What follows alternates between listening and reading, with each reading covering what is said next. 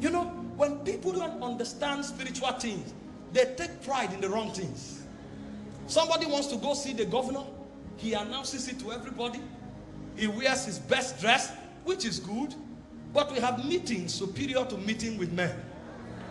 They say, you have come to Mount Zion, the city of the living God, to an innumerable company of angels, to the spirit of just men made perfect. You have come to a higher assembly. There are meetings we attend that is superior to what is held in Echo Hotel and Suites. That's why nothing on earth is qualified to gain our pride. We don't put our pride on earthly things. We now appear among princes in the spirit. And this is why a man who doesn't pray, he doesn't know what prayer is. They say, come for fellowship. You stroll casually. Fellowship is not a place to come casually. Fellowship is a place to come like a king. It's called the ecclesia. Representatives of different dimensions of God are meeting. I told you yesterday, it says some are prophets. It says some are kings. Some are wise men. Some are healers. We are a conglomeration of dimensions of God. And that's why the fullness of God is the church and the Christ. So when you come here, you are coming for a meeting that is of the highest excellency. Because you have been made righteous. You cannot participate. You cannot interact with things that are immortal. See, people who don't know these things, they are struggling to be accepted. When they are praying, they are conscious of their weakness. They are conscious of their rejection. No, when we are weak, that's when we pray. Because there is another word where we draw sufficiency from. It said, for we know not what to pray for as we ought to. It said, but the Spirit himself helpeth our infirmities with groanings that cannot be uttered. Nothing defeats you anymore, because now you have partnership in realms beyond time. I tell people, your friends on earth should not be more than your friends in the spirit. No, no. The word of the spirit is superior to the natural world. By all means, connect to Zion. Connect to Zion. There are angels there. There are elders there. There are spirit of judgment made perfect there. All of these beings are waiting for fellowship and interaction. Did you not read about Jesus? When Jesus became tired, he went to pray. He said angels came to strengthen him, because the disciples couldn't help in that time. Another time he said in Matthew 17 verse 2 and 3, as he prayed, the fashion of his countenance was altered. His raiment began to glister. And he says suddenly there appeared Moses and Elias. These are just men made perfect.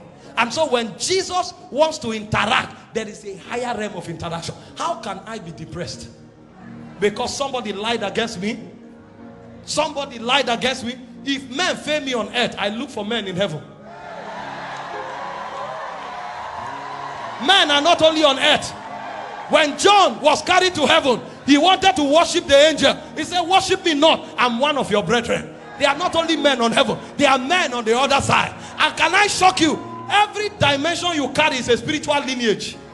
You are not the first carrying it. If you are a singer, there was once a David who could play harps and summon angelic entities. And so if things go wrong, all the singers on earth can betray you. Look for the worshippers that have crossed over. We are a mystical being. You don't know that? All the prophets betray you. Don't worry. They are not only prophets on earth. Daniel has crossed over. Elijah has crossed over. If Jesus could talk to them, you can interact with them in those realms. Don't be troubled.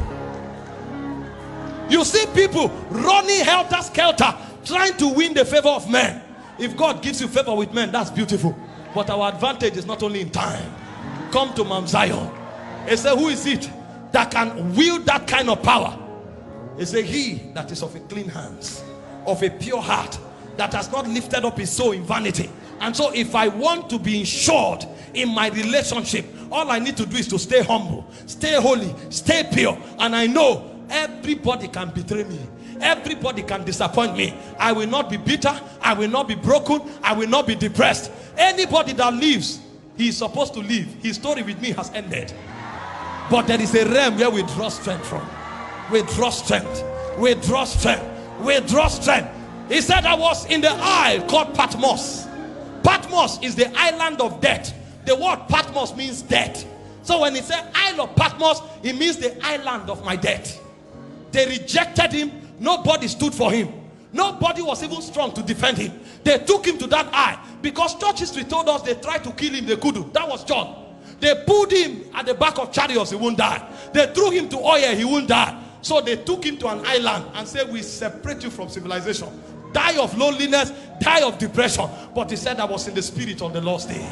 I was in the spirit on the Lord's day, and I heard a sound as of a trumpet, and as I turned, I saw 7 golden lampstands, and he saw the one who was, who is, and who is to come. He began to interact with another civilization. And when he finished with Jesus, in Revelation 4 verse 1, he said, I heard a voice from heaven, and a door opened, and he said, come up hither. And as he turned, he saw 24 elders. In Revelation chapter 5, he said, I saw a strong angel proclaiming with a loud voice. In Revelation 19, he saw another person he wanted to worship. He said, no, I'm your brother. So in one encounter, he met Jesus, he met the 24 elders, he met the 4 beasts, and he met spirit of judgment made perfect. How can such a man be lonely? From the island of Patmos, he started writing letters, and they say whoever read this letter is blessed. How can a man sentenced to death become a source of blessing? Because there are realms, there are dimensions.